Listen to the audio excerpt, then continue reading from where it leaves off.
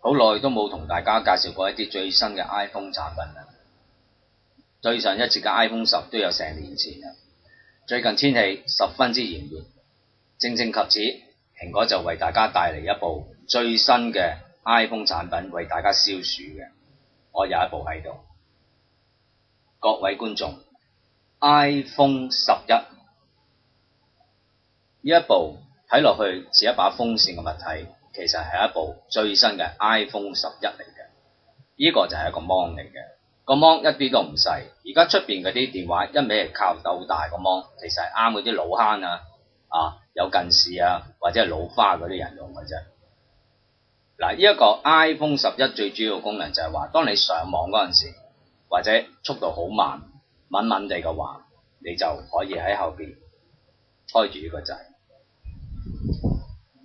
喺咁熱嘅天氣之下，晾住自己，一路晾住一路等去上網，十分之舒服同埋方便。至於打電話嘅功能亦都好簡單。iPhone 11再唔會係打123456607咁樣，而係左一左二右一右二就可以打到電話。喂 ，David， 哇，好耐冇見啦！喂，你買咗 iPhone 11未？你唔知邊度有得買？嗱，你走去中環 IFC， 你見到個鋪頭有個好大嘅蘋果標誌，俾人咬咗一啖嗰隻，係啦，你走去嗰度落翻樓下，扮過對面天橋，你會見到間日本城。入邊就有得賣啦，有9折添啊！今日快啲啦，嗱 iPhone 11除咗有頭先所講嘅功能，其實佢亦都係相當 romantic 添嘅。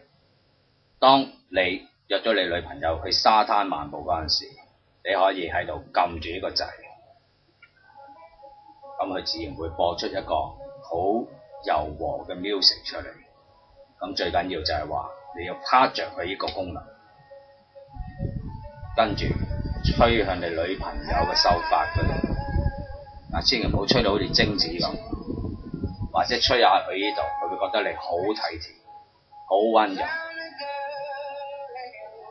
包你條女冧晒。iPhone 11攜帶亦都相當方便，你只要扣住喺條褲嗰度。配合翻你有型嘅時裝設計，你出到街，邊個人知你用 iPhone 11？一定知啦，係咪？咁獨特嘅設計。今次呢個蘋果嘅 iPhone 11就係我 Lugi 為大家介紹嘅。